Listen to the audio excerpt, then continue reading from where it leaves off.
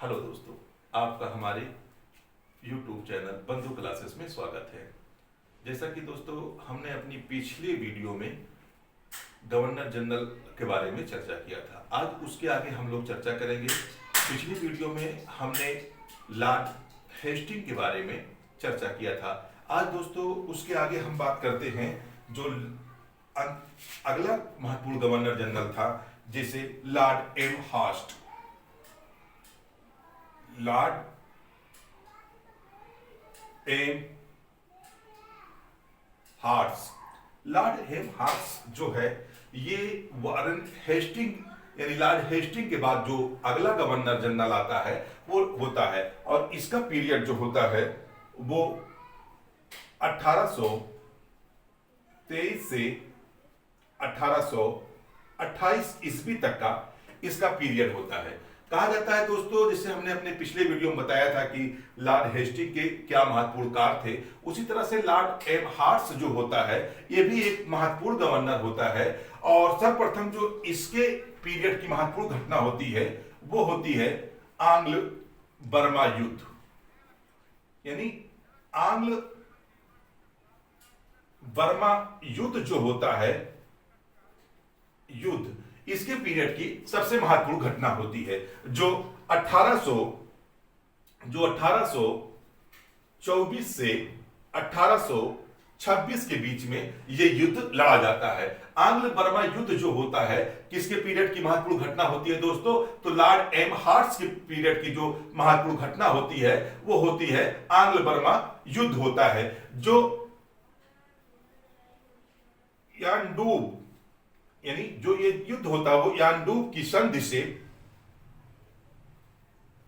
इसकी समाप्ति होती है, जो 1826 ईस्वी में ये संधि होती है। अगर ये पूछा जाए यानडूब की संधि कब होती है तो 1826 ईस्वी में होती है। ये आंग्ल बर्मा युद्ध के बाद होती है, जिसके पश्चात अंग्रेजों द्वारा बर्मा में अपना एक रेजिडेंट रख दिया जाता है। इसी की पीरियड की एक दूसरी महत्वपूर्ण घटना होती है। दूसरी महत्वपूर्ण घटना होती है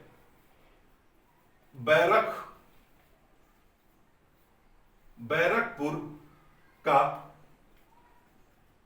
सैनिक विद्रोह। कौन सी घटना होती है दोस्तों? बैरकपुर का सैनिक विद्रोह। यह कब घटित होता है? 1824 ईस्वी में। यानी 1824 ईस्वी में इसके लॉर्ड एम हार्ट्स की जो दूसरी महत्वपूर्ण घटना होती है वो होती है बैरकपुर का सैनिक विद्रोह। जो सैनिक विद्रोह होता है, जैसे दोस्तों हमने बताया था इससे पहले एक और होता है बेल्लूर का विद्रोह, सैनिक विद्रोह।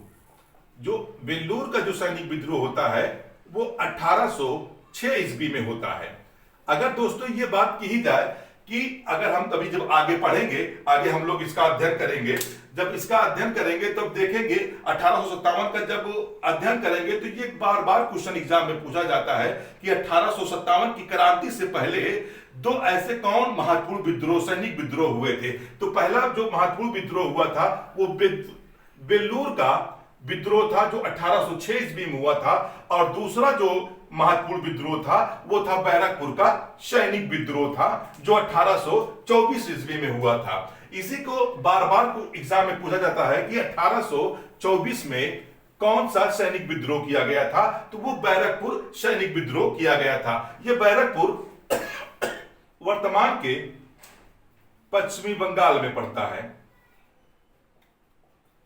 यानी वर्तमान में ये बैरकपुर कहां है? तो ये वर्तमान में पश्चिमी बंगाल में पाया जाता है। इसी के पीरियड की एक महत्वपूर्ण और घटना होती है। इसी ने एक महत्वपूर्ण और कार्य किया था, जिसने क्या किया था? प्रेस पर प्रतिबंध लगाया था। इसने क्या किया था? प्रेस पर प्रतिबंध लगाया था। प्रेस पर यानी जो प्रेस पर सर्वप्रथम प्रतिबंध लगाया था उसने किसने लगाया था? लॉर्ड एम हार्ट्स ने प्रेस पर सर्वप्रथम प्रतिबंध लगाया था। इसी ने सर्वप्रथम यह आदेश पारित किया था कि जो भी प्रेस होंगे उनके जो मेन कॉपी होगी, वो एक कॉपी क्या होगा, अंग्रेज कंपनी को जमा करना पड़ेगा। यानी जो लॉर्ड एम्सहर्स्ट होता है, इसके पीरियड में तीन महत्वपूर्ण घटनाएं घटती हैं। पहला क्या होता है, आंग्ल बर्मा युद्ध होता है, जो 1824 से 1826 के बीच में होता है, और यह युद्ध जो है यानडूब की संधि के द्वारा समाप्त होता है। दूसरा जो महत्वपूर्ण घटना घटती है इसके पीरियड की, वो होता है बैरकपुर का छावनी यानी सैनिक विद्रोह होता है, जो 1824 में किया जाता है, और लॉर्ड एम्सहर्स्ट के द्वारा प्रेस पर प्रतिबंध लगा दिया जाता है। ये कुछ इसकी महत्वपूर्ण घटनाएं होती हैं दोस्तों। अब अगला गवर्नर जनरल हम देखते हैं, जो अति ही महत्वपूर्ण गवर्नर जनरल होता है दोस्तों। अगला हम देखते हैं Lord William Bentinck. Lord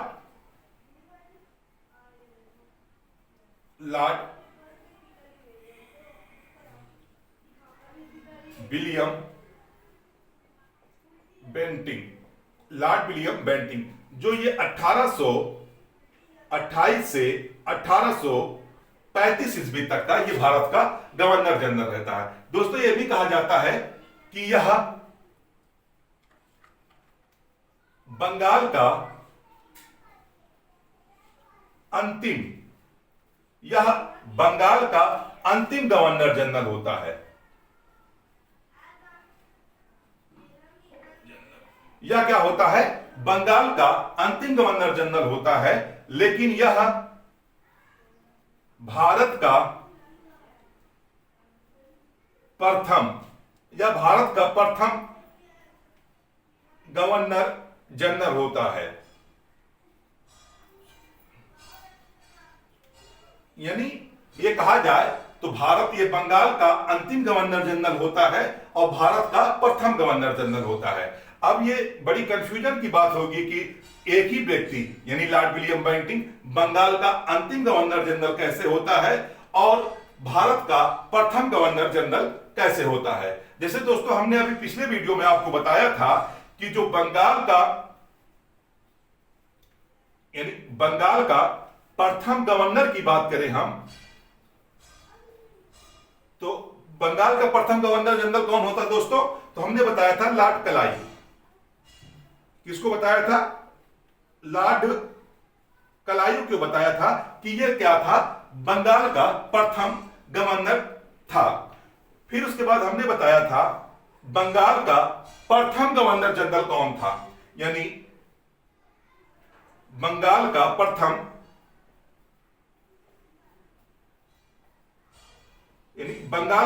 governor general कौन था, तो हमने बताया था वारेन हेस्टिंग के बारे में।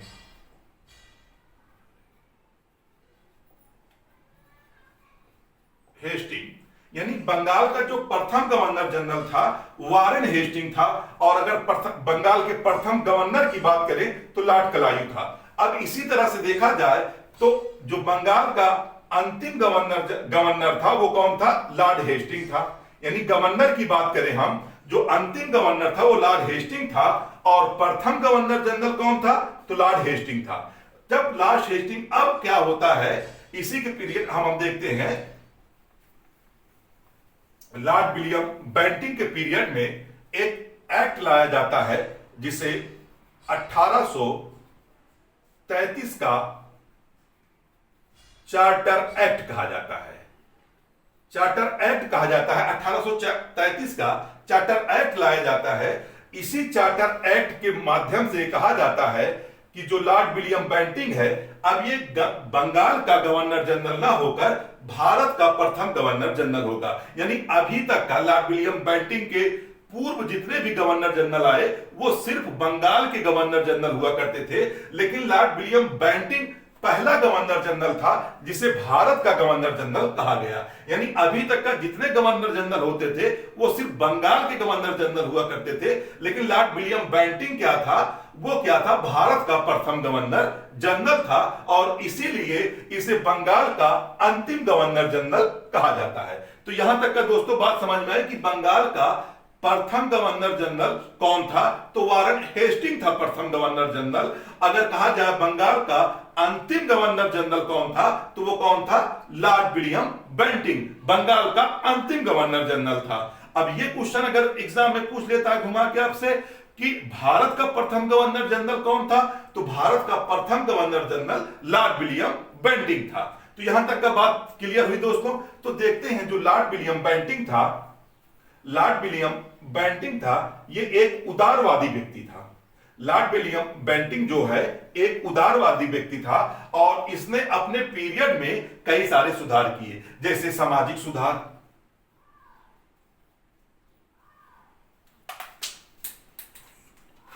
जैसे दोस्तों सामाजिक सुधार,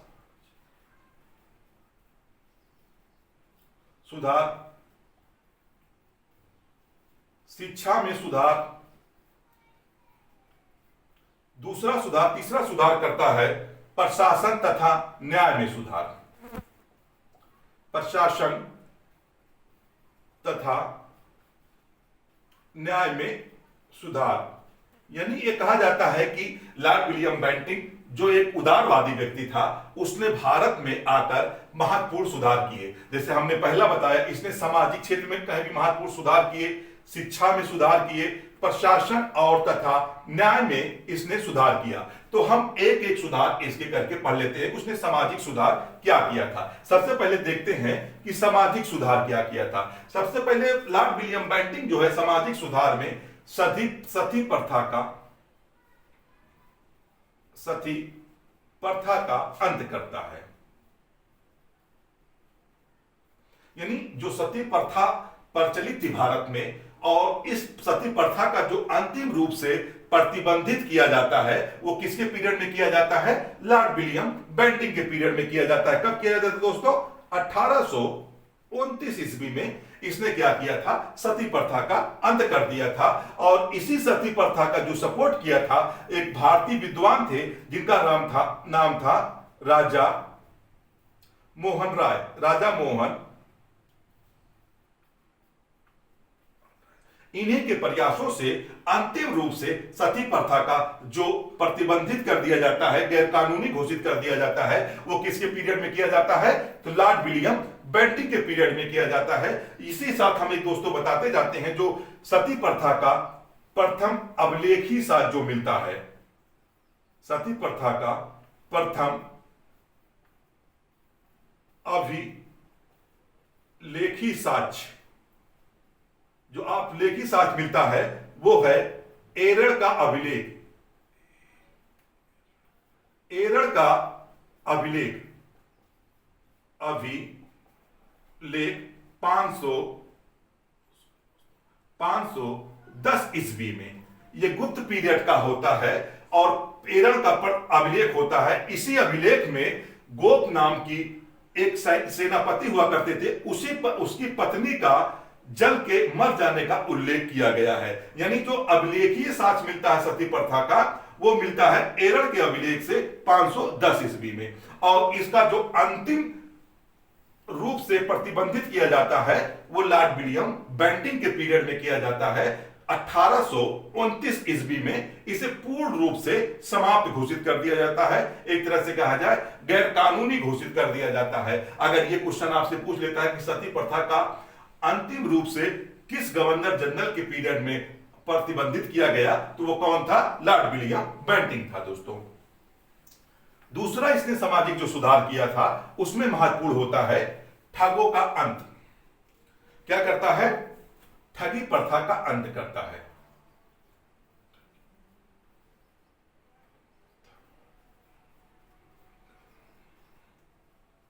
यानी जो दूसरा सामाजिक सुधार, महत्वपूर्ण सामाजिक सुधार करता है, इसने क्या किया था, ठगी प्रथा का अंत किया था। जैसे दोस्तों आपने देखा होगा एक मूवी आई थी ठग्स ऑफ हिंदुस्तान, इसी प्रथा के बारे में बताया गया था। यह ठगी प्रथा कुछ लुटेरों द्वारा क्या किया जाता था, जो राहगीर हुआ करते थे या जो व्यापारिक, उस समय व्यापारिक कारवां चला करता था, उन व्यापारिक कारवां को बहका कर ले जाते थे और अंत क्या करते थे, उनका सामान लूटकर उन्हें मार दिया जाते थे। और लॉर्ड विलियम बेंटिंक के पीरियड तक आते आते इनका जो ठगों का जो आतंक था वो पूरी तरह से अपने चरम उत्कर्ष पर पहुंच चुका था। इसी प्रथा को अंत करने के लिए लॉर्ड विलियम बेंटिंक ने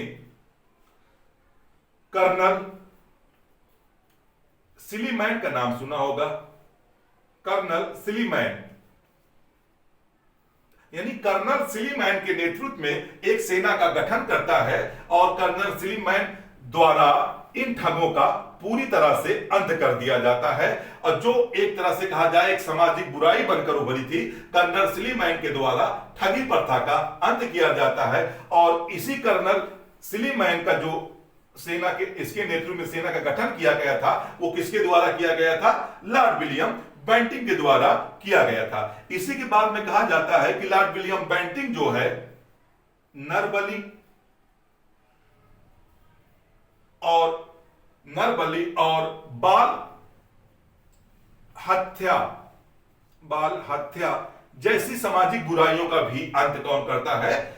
लॉर्ड विलियम बेंटिंग के द्वारा। नरबली उस समय की एक सामाजिक बुराई थी, और बाल हत्या, जो बच्चियों को जो जन्म होता था उनको मार दिया जाता था, उसी को बाल हत्या कहा जाता था। ऐसी बुराइयों को भी किसके द्वारा अंत किया जाता है? लॉर्ड विलियम बेंटिंग द्वारा अंत किया जाता है, जिससे सामाजिक क्षेत्र में एक तरह से कहा जाए आमूलचूल परिवर्तन आया और समाज पूरी तरह से सुरक्षित किया गया। दूसरा जो इसका महत्वपूर्ण सुधार होता है वो होता है शिक्षा में सुधार।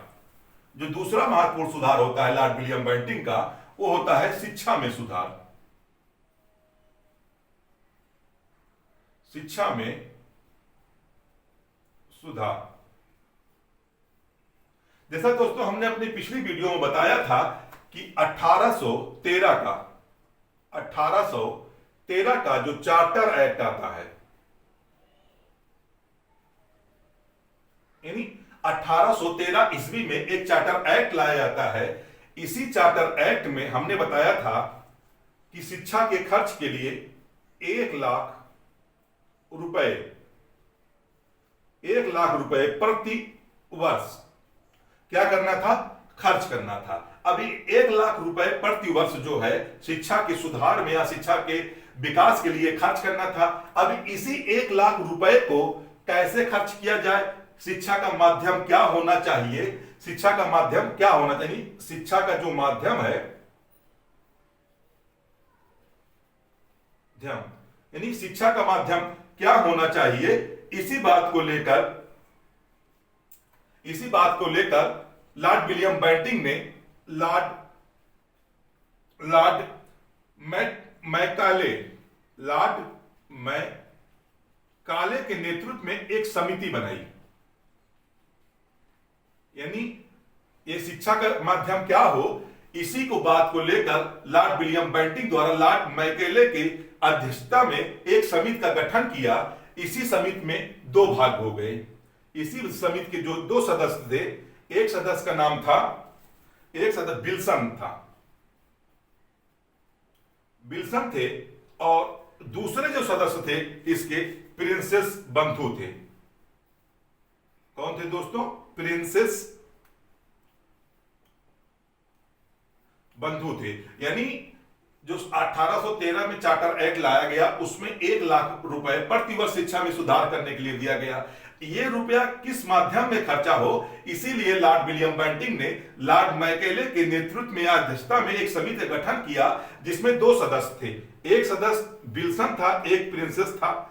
इसने दोनों ने कहा कि जो शिक्षा का माध्यम होना चाहिए वो प्राचीनवादी होना चाहिए, या परंपरागत जो शिक्षा दी जाती है या जो स्थानीय भाषा में शिक्षा दी जाती है उसी माध्यम से ये शिक्षा दी जाए, और जो 1 लाख रुपए है इसी माध्यम में खर्च किया जाए। लेकिन इसी समिति में एक सदस्य और होते थे, ट्रेबिलियन। कौन थे? ट्रेबिलियन थे। इन्होंने कहा कि नहीं, ऐसा है जो परंपरावादी शिक्षा है उस पर हम 1 लाख रुपए ना खर्चा करके हम पश्चात शिक्षा पर खर्चा करेंगे, और इसी का समर्थन लॉर्ड मैकाले ने किया। और हमने जैसे बताया राजा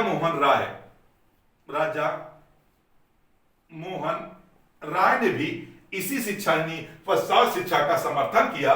जब इनका 3 लोगों ने समर्थन किया तो लॉर्ड विलियम बेंटिंग ने भी इसी पश्चात शिक्षा का समर्थन किया, और जो अब शिक्षा का माध्यम था वो पश्चात शिक्षा में, यानी एक तरह से कहा जाए अंग्रेजी शिक्षा में शिक्षा देने का निर्णय लिया गया। और ये 1 लाख रुपए जो है अब इसी माध्यम से शिक्षा में खर्च किया जाएगा। और जैसे ये समिति हुई तो अब अंग्रेजी न्यायालयों में, यानी न्यायालयों में और उच्च प्रशासनिक कारणों के लिए अंग्रेजी का इस्तेमाल किया जाने लगा। इसी तरह से कहा जाए शिक्षा में कलकत्ता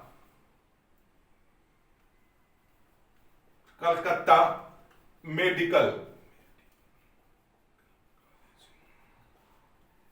यानी कलकत्ता मेडिकल कॉलेज की जो स्थापना हुई थी वो लॉर्ड विलियम बेंटिंक के काल में ही थी। और एक और बार बार पूछा जाता है, भारत में प्रथम इंजीनियरिंग जो कॉलेज खुलता है वो किसी पीरियड में खुलता है, लॉर्ड विलियम बेंटिंक में, वो होता है आईआईटी रुड़की। यानी अगर यह पूछ लिया जाए कि सर्वप्रथम भारत में इंजीनियरिंग कॉलेज कौन है, तो उत्तर भी आईआईटी रुड़की होना चाहिए। और सर्वप्रथम इंजीनियरिंग कॉलेज किस गवर्नर जनरल के काल में खुला था, तो वो कौन था, लॉर्ड विलियम बेंटिंक के काल में यह सर्वप्रथम इसके कॉलेज की स्थापना हुई थी। इस तरह से कहा जाए लॉर्ड विलियम बेंटिंक जो है शिक्षा में एक महत्वपूर्ण सुधार करता है। अगला सुधार हम देखते हैं दोस्तों,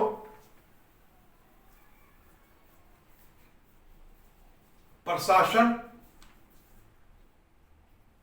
में सुधार। जो प्रशासन में सुधार सर्वप्रथम करता है, इसने मुगल बादशाह, जो मुगल बादशाह होते थे, उनकी जो मानक उपाधि शासक की होती थी या बादशाह की होती थी, इसे समाप्त कर दिया सर्वप्रथम। यानी लॉर्ड विलियम बेंटिंक ने यह फैसला किया, जो मानक उपाधि अभी तक मुगल बादशाहों को या मुगल शाहजहां को दी जाती थी, अब उन्हें बादशाह नहीं कहा जाएगा, अब उन्हें एक नाम आदमी कहा जाएगा। यह सुधार किया। दूसरी बात, इसने कंपटीशन में धर्म, लिंग, स्थान या रंग, यानी अब इसने सर्वप्रथम प्रशासनिक व्यवस्थाओं में धर्म के आधार पर, लिंग के आधार पर, स्थान के आधार पर या रंग के आधार पर किसी भी प्रशासनिक पद पर किसी को अयोग्य घोषित नहीं किया जाएगा। इसने क्या किया था, न्याय व्यवस्था में सुधार किया था। जो उस समय भ्रमणकारी या कहा जाए अवैध